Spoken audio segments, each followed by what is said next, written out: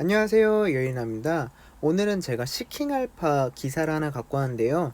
이건 팔란티어와 C3 AI가 어떻게 다른지에 대해서 나타난 기사고요. 전체적으로 C3 AI가 팔란티어에 비해서 어떤 부분이 지금 안 좋은지 정말 조금 객관적으로 나와 있는 기사예요. 근데 좀 길어갖고 이게 뭐 기술력, 문화, 재정, 수익 이런 것들에 대해서 많은 것들을 다루고 있기 때문에 다 하면 너무 오래 걸려서요. 제가 기술력만 먼저 갖고 왔어요. 여러분들이 제 영상을 보고 괜찮다면 이 기사를 한번 읽어보시는 것도 추천드립니다.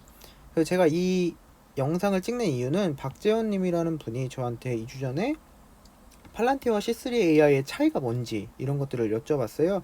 그래서 저도 궁금해져서 한번 찍어봤습니다. 시작할게요. 일단 첫 번째로 이 기술력에 대해서 나와 있는 기사 부분인데요. 첫 문장이 팔란티어와 C3 AI는 서로 비교할 수가 없다라고 얘기를 하고 있어요. 한번 볼게요. 표면적으로 두 회사는 데이터를 활용하고 그 빅데이터 이런 것들을 활용해서 수익을 얻는 회사이기 때문에 AL, ML 부분에 비슷한 능력을 가지고 있다고 생각할 것이라고 얘기를 하고 있어요. 저도 이 박재원님이 여쭤봤을 때 솔직히 말해서 정확히 다른 점에 대해서 잘 알지를 못했어요.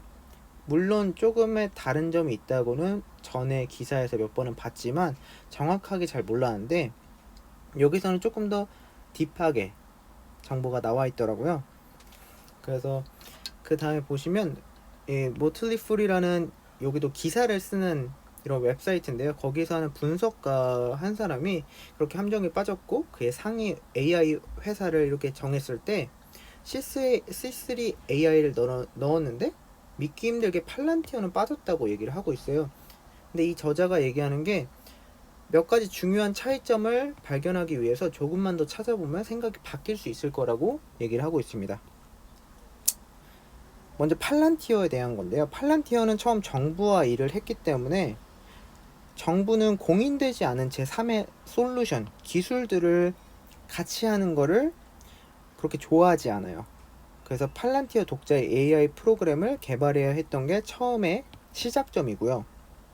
그 결과로 팔란티어는 사내에서 개발된 독자적인 AI, ML 기능을 가진 고담, 정부 고객용이죠. 그런 것들을 만들었고 이 접근 방식을 통해서 파운드리라는 상업용 고객용 OS로 확장이 됐어요. 팔란티어 안에서 독자적으로 만든 기술이라는 거죠. 반대로 AI를 제공하기 위해서 C3 AI는 제3자의 솔루션들을 쓰고 있다고 얘기를 하고 있어요. C3 AI는 팔란티어와 대비되게 다른 뭐 어플리케이션이나 아니면 다른 기업들의 기술력을 갖다 쓰고 있다는 거죠. 그래서 제3의 솔루션에 대한 이존이 추가적인 위험을 초래할 수 있는데 그 추가적인 위험이 어떤 거가 있냐면 사이버 보안에서 조금 취약할 수 있다는 거예요. 그래서 레벨 6라는 보안, 이 레벨 6라는 게 사이버 보안에서 보안 시스템의 정도를 말하는 건데 레벨 6가 최고위의 그런 방어 시스템을 가지고 있느냐라는 거를 나타내는 거거든요. 근데 레벨 6의 보안을 가지고 있는 회사들이 사이버 보안 회사들이 몇 개 되지 않아요. 근데 그 중에서 팔란티어는 레벨 6를 가지고 있고요. 솔직히 요 기사에서는 C3 AI가 지금 자기도 레벨 6 정도의 방어 시스템을 가지고 있다라고 얘기를 하고 있지만 솔직히 이거에 대해서 반대하는 입장들이 많은 형국입니다. 솔직히 다른 제3자의 솔루션을 가지고 있기 때문에 가지고 오기 때문에 정확하게 얘기를 할 수가 없는 거죠. 미국 정부와 많은 사업을 할 수가 없다라고 지금 얘기를 하고 있고요. 솔직히 지금 여기서 얘기 드리고 싶었던 게 팔란티어 같은 경우에는 사이버 보안 주식들 이런 것들에 대해서 포함된 적이 거의 없어요. 솔직히 말해서 빅데이터 회사 이쪽으로만 알고 계시는데 저는 레벨 6의 보안을 가지고 있는 팔란티어가 사이버 보안 주식들을 얘기할 때 하나로 편입됐으면 좋겠다는 이런 생각을 항상 가지고 있습니다.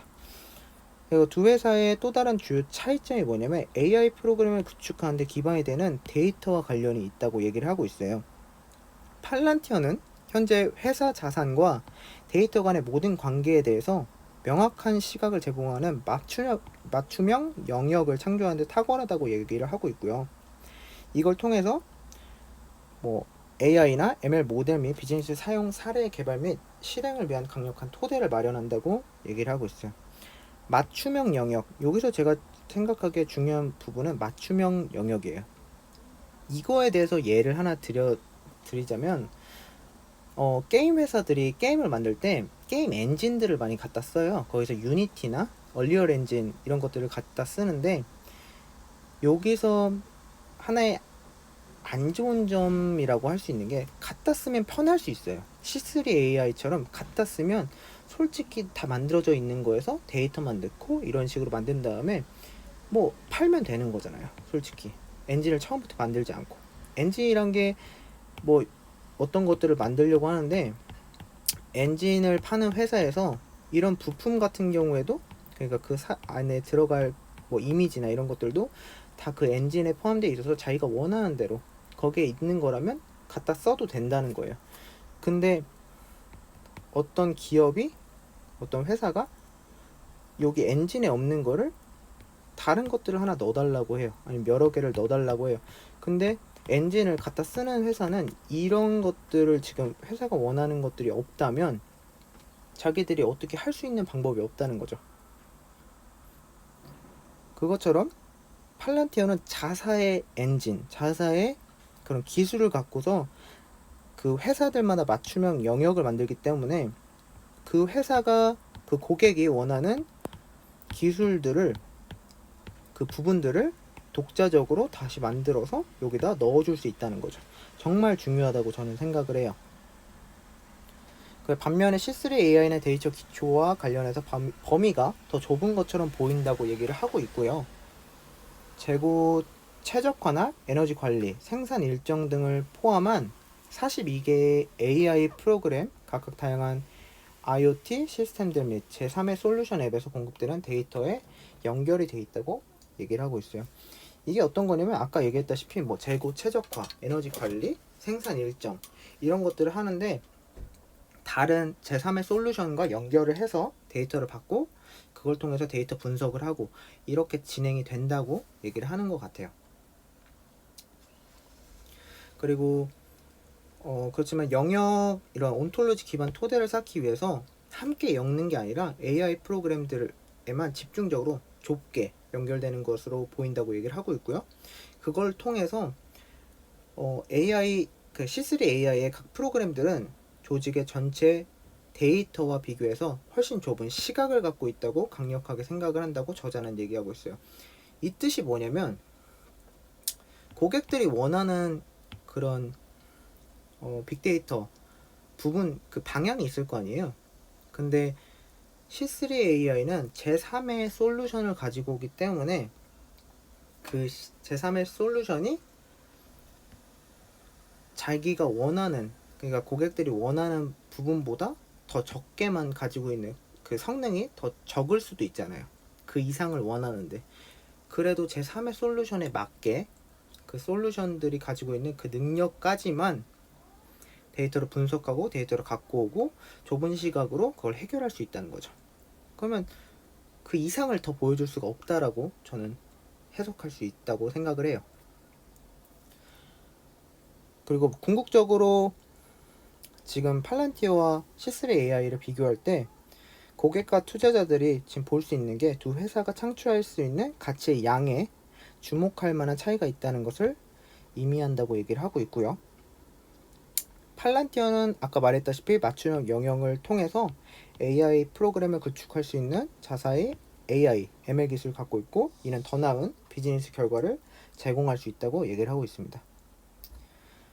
그리고 C3 AI 또한 조직에 필요한 기술을 제공할 수 있다고 얘기는 하지만, 너무 표준적인 프로그램들만 사용하기 때문에 최첨단을 필요한 이런 기술에서는 많이 부족한 부분을 보여주고 있고요.